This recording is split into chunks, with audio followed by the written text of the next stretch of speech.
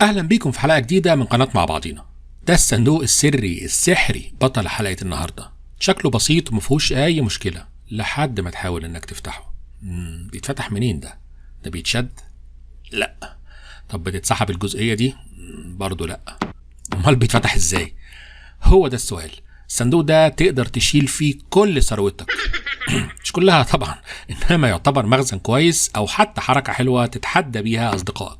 الصندوق ده بيفتح بطريقه واحده بس، انك تمسك الطرف ده بصباع والطرف التاني بالصباع التاني وتسحب لبره، هيفتح معاك الدرج السري.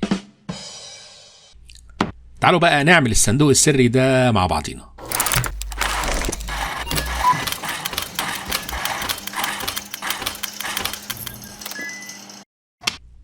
هنحتاج شرايح خشب، دول باقيين طبعا عندي، قطع سمكها نص سنتي مثلا، وهنبتدي نقصها بالمنشار ونطلع منها اجزاء الصندوق. دول 4 قطع اللي هم اجناب الصندوق. طبعا تقدر تعمل الحجم اللي يناسبك، انا عملت بالمقاسات دي 17 سنتي 7 سنتي و4 سنتي. دول جسم الصندوق، بس قبل ما نقفل الصندوق هنبتدي نشكلهم ونخليهم كأنهم سدايب رفيعة ملزوقة في بعض. الأول بالمسطرة والقلم الرصاص نقسم الخشب لخطوط طولية، مقاسات عشوائية مش لازم تكون نفس المقاس. دي مثلا قسمتها 5 خطوط. أهم نقطة إن أول خط يكون 1.5 سنتي مثلا، وهنرسم برضو باقي القطع بنفس الطريقة. كده أنا رسمت عليهم عشوائي. بالمسطرة والكتر هنبتدي نحفر الخطوط اللي رسمناها.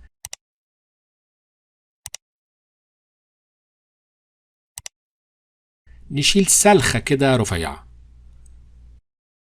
يعني حاجة بسيطة مش أكتر. وبرضه هنعمل كل الأجناب بتاعتنا. عملت الجنب ده 5 سدايب والجنب ده عملته 4. حاولت أميز الجنبين عن بعض وهنشوف ليه دلوقتي، وفي نفس الوقت أديله شكل عشوائي. تمام كده، شكلها كويس. دول كده ال4 أجناب. هنركن الصغيرين دلوقتي ونبدأ نشتغل على الضلعين الكبار. هنختار السدابة اللي هي على الطرف ده والسدابة اللي على الطرف التاني المقابل، ونختار مسافة كده تقريبا 3 سنتي اللي هنحط عليهم السدايب اللي بالعرض، وهنحط علامة تحت نص السدابة بحيث اننا نقص الجزء ده بالعرض وفي النص بالظبط. هنا انا عايز الجزء الصغنن ده افصله، فبالمنشار الاول هنقص السدابة بالعرض، لكن بالطول هستعمل الكتر عشان ما ياكلش من الخشب ويفضل بنفس المقاس. تمام كده، فصلناها. نعمل الخشبة التانية برضو بنفس الطريقة. نشيل بقى القطعتين دول على جنب ونقفل الأجناب بتاعة الصندوق بالغيرة. بص، هو طالما وصلت للجزء ده من الفيديو يبقى أكيد عجبك. ما تنساش بقى تشترك في القناة لو مش مشترك، وتدينا 1 لايك و1 شير، وهستنى تعليقك بقى وتقول لي رأيك في الصندوق السري ده ايه.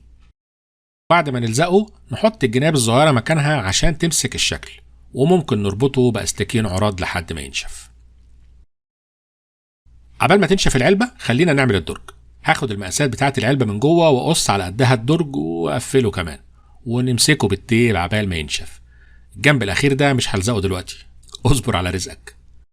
كده العلبة نشفت. نلزق الجزء اللي من تحت الاول، بيدخل شحط ممتاز. وباستعمال بقى السدايب الرفيعة هنعمل تقفيلة كده داير ما يدور، اللي يعني هتمسك الصندوق. هي فايدتها طبعا تداري الأجزاء اللي بنفتح منها الصندوق السري.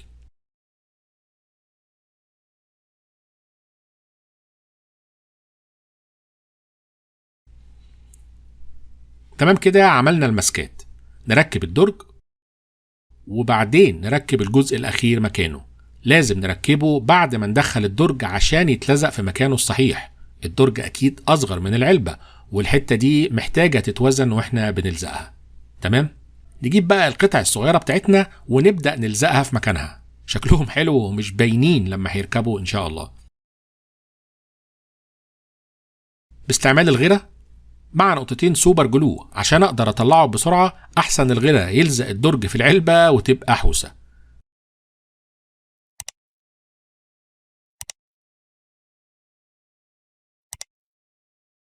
تمام قوي كده.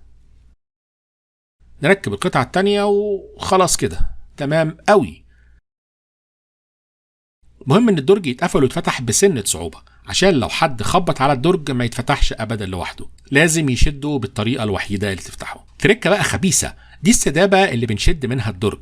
انا حفرت سدابه تانية بنفس الشكل وواحده ورا برضه عشان تلغي اي شك وتكون السدايب فيها شنب من بعض. كده الصندوق يبان بريء لانه ما فيهوش اي حاجه مميزه. ممكن نسيبه كده او نديله وش ورنيش. انا هحرقه الاول بالنار، ولعه قويه شويه وحرقته، يستاهل. وبعدين هديله وش ورنيش يلمعه. ها، ايه رايكم في الفكره دي؟ طب والله حلوه. المهم احنا متعودين ما نطلبش منكم الاشتراك في القناه الا لو الفيديو عجبكم، وكالعاده مش هوصيكم على اللايك والشير، وان شاء الله نتقابل على خير. سلام عليكم.